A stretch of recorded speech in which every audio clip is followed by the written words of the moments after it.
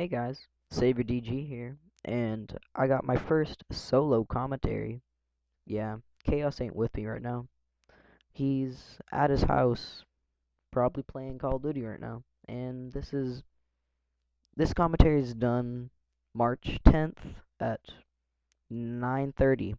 So this is somewhat an hour before I go to bed. So if my voice is kind of, I don't know, not loud, and you're probably gonna have to turn your volume up then, obviously if it's not loud. But I'm using my mic now and not just my computer mic. So I hope my voice turns out in a better quality, but it probably won't. It's showing up as better quality. Okay. So as I said, this commentary was recorded March 10th. Tomorrow is March 11th. March 11th is my birthday. So all these years I've had birthday parties and none of them have ever been really good, as probably a lot of you have experienced.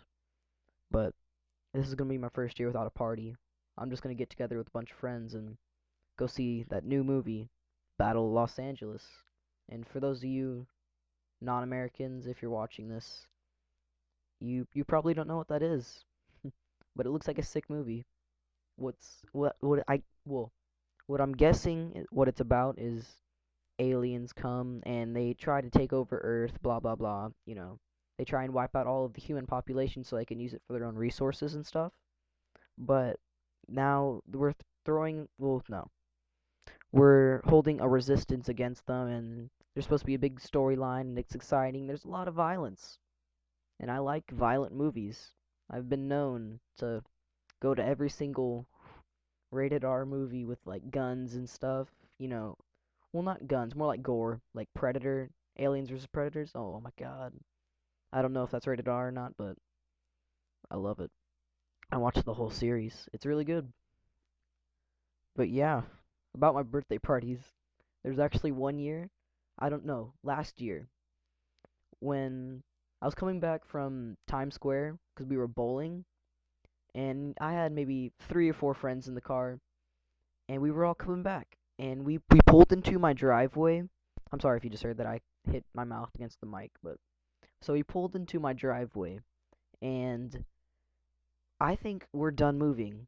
So my mom opens the garage door without me noticing, and so I open the door. It's a van, so I slide the door open, and I put one foot on the ground, and then she pulls into the garage, and I completely just fall face first onto the cement, and like all of my friends are just laughing at me, and I'm sitting here just kind of like embarrassed, and I ended up just slapping the main one that was laughing. But yeah, my friends are not very nice at sometimes, but there some moments I could say. But yeah, I really have nothing to talk about. But when we do the commentaries, me and Chaos, we have notepads, and what happens if we just randomly spit out subjects as we go, but if we have nothing to talk about, like we panic, you can say, we we have this like notepad right next to us, and we have 3 subjects. And whenever we run out, we use one and we talk about it, and that'll get us maybe a minute through the commentary. And when we run out of that, we go to the next one if we haven't thought of something already. And so that's how we do it. We don't have a script or anything. We basically just improvise until there's nothing we can do. And so back to the movies, I can say. Hopefully, if you don't mind me skipping subject, or no, not skipping subjects, like going from subject to subject. I hate this. I just had a cup of ice. Like when you crunch down on ice, when you eat it, your mouth gets really cold and you can barely pronounce words. But yeah, my favorite movie of all time has to be I Am Legend with Will Smith and like the zombie, no, not the zombie, but like the infection apocalypse kind of not stereotype, more like hmm, I don't know how to put it. Invasion, I guess. And spoiler alert, if you haven't seen the movie or if you're going to see the movie, you can just turn down the volume, I guess. But what happens is, I don't know how it starts, but Will Smith and his family, I forget what name he has in the movie, but he ends up, he's a scientist, and when the infection takes over, he lives in New York City, and when the infection takes over, his family leaves to flee the infection, and he has to stay to try and find a cure. And soon, all of the no no when his family was getting taken by helicopter away from the New York City, a zombie or something like that crashes the helicopter in the Hudson River or a bridge, and they die. And so he's left with no family, no friends, because everyone's fled, everyone's fleed. And when all of the scientists die except for him, he's so-called the last man on Earth, and he has to.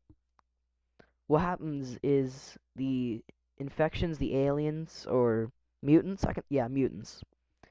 When it's daylight, their skin is so white that in daylight it actually burns, and so they only come out at night. And so what he has to do is he tries to capture zombie or mutants, and he tests on these subjects whether or not like the antidote will work and turn them back to normal, so he can have someone to talk to or complete his mission and hopefully repopulate the earth. And so he goes on to this big storyline of getting mutants and hopefully finding a disease, or no, an antidote.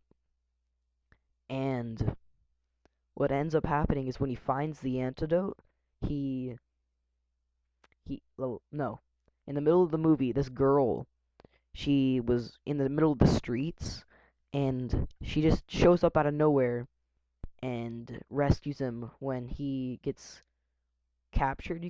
Captured by by one of the mutants. They actually set up a trap because they got smarter and smarter eventually, and he's hogtied at the top of a building, maybe 80 feet up or something, and his dog is just sitting there waiting for him, and he actually gets bit, so he's infected. And I'm a dog person. I got really emotional. No, I don't know how to say it. I got kind of upset because the dog ends up he has to strangle the dog, and that kind of upset me because I like dogs. I have I have two dogs. No, yeah, two dogs. Can't believe I forgot that.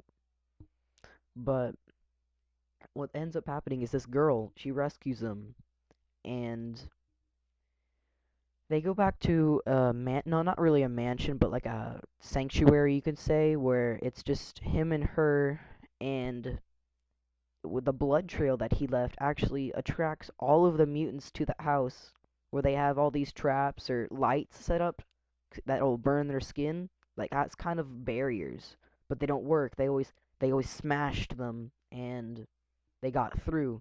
And when they got into the house, she went downstairs and got the antidote and told the girl, and I don't know whether it was her daughter or another survivor, but he told them to stay in there until dawn with the antidote, and he sacrificed himself for the good of the people.